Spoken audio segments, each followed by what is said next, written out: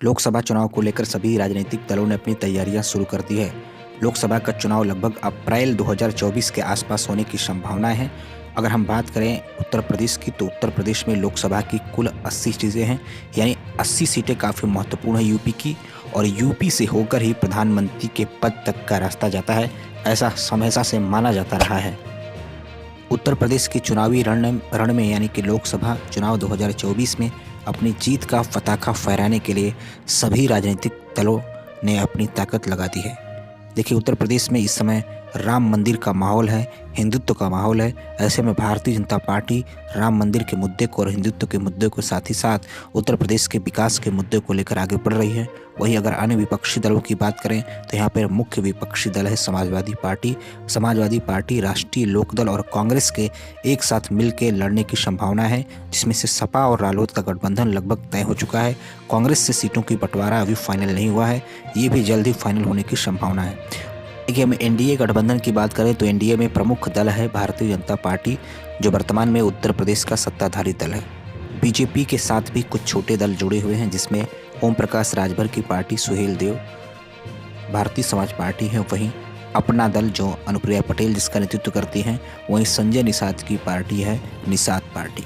तो इन 3-4 छोटे दलों को मिलाकर भारतीय जनता पार्टी उत्तर प्रदेश में अपनी रणनीति बना रही है 2024 के लोकसभा चुनावों के मद्देनजर।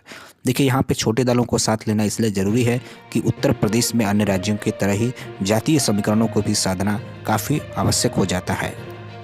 2019 के लोकसभा चुनाव में भी भारतीय जनता पार्टी को प्रचंड जीत हासिल हुई। सपा और बसपा के गठबंधन के बावजूद भारतीय जनता पार्टी ने 80 में से कुल जो है कि 62 सीटों पर जीत दर्ज की। वहीं भारतीय जनता पार्टी की सहयोगी पार्टी अपना दल ने 2 सीटों पर जीत हासिल की, यानी एनडीए को कुल 64 सीटें मिली।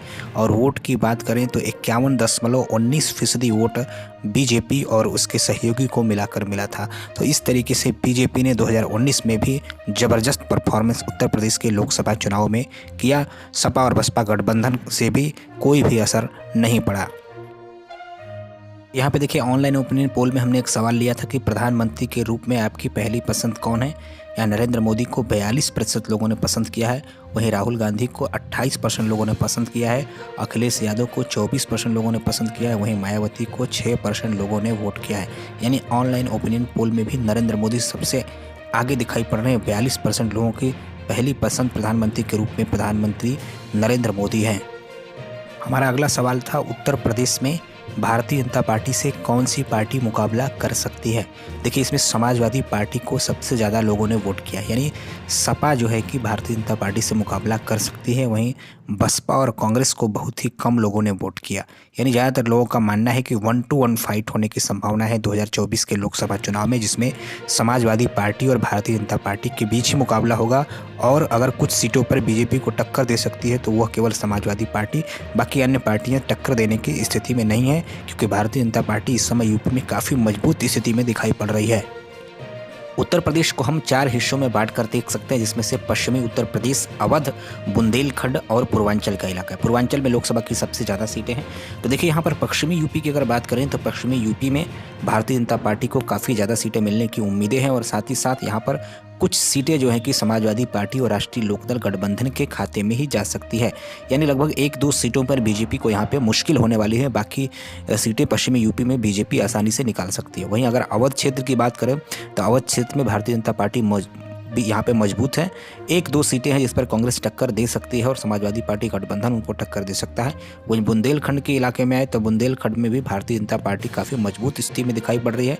यहाँ पर भी केवल 1-8 सीटें हैं जिस पर अन्य पार्टी चुनावी मैदान में टक्कर दे सकती हैं, क्योंकि मैनपुरी और इधर के साइड का जो इलाका है, जो बघेलखंड या बुंदेलखंड का इलाका है, उसमें कुछ सीटें जो समाजवादी पार्टी मजबूती के साथ लड़ सकती है और भारतीय जनता पार्टी को मुकाबला दे सकती है। वहीं अगर हम पूर्वांचल की बात करें तो पूर्वांचल के बनारस यानी वाराणसी लोकसभा सीट से प्रधानमंत्री नरेंद्र मोदी स्वयं चुनाव लड़ते हैं। तो ऐसे में पूर्वांचल में भी बीजेपी मजबूत है, लेकिन यहाँ पर समाजवादी पार्टी का भी मजबूत वोट बैंक है। और 2022 के विधानसभा चुनाव में भी सपा ने कड़ी टक्कर इसी इलाके से दी थी, जिसमें से गाजीपुर है, आजमगढ़ है, बलिया है, मऊ है, ऐसी कई सीटें हैं जिस पर समाजवादी पार्टी कड़ी टक्कर दे सकती है इस समय जो है कि भारतीय जनता पार्टी को।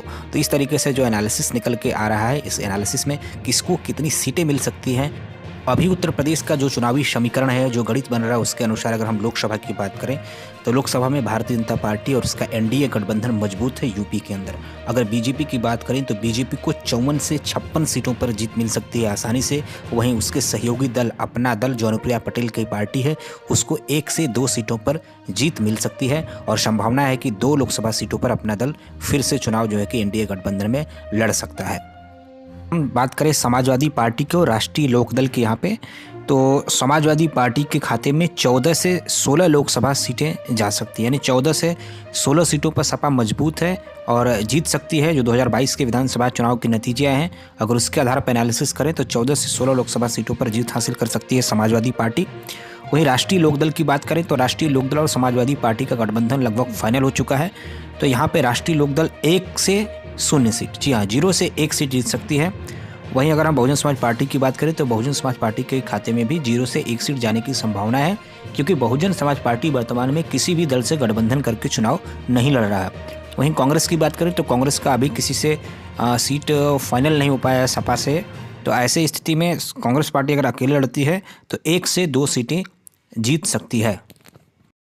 तो ये था उत्तर प्रदेश लोकसभा चुनाव को लेकर हमारा एनालिसिस। आपका अपना गणित क्या कहता है? अपनी राय आप कमेंट बॉक्स में ज़रूर लिखें और अगर आप चैनल पर नए हैं तो चैनल को सब्सक्राइब करें, वीडियो को ज़्यादा से ज़्यादा शेयर करें। धन्यवाद, मिलते हैं आपसे नेक्स्ट वीडियो में।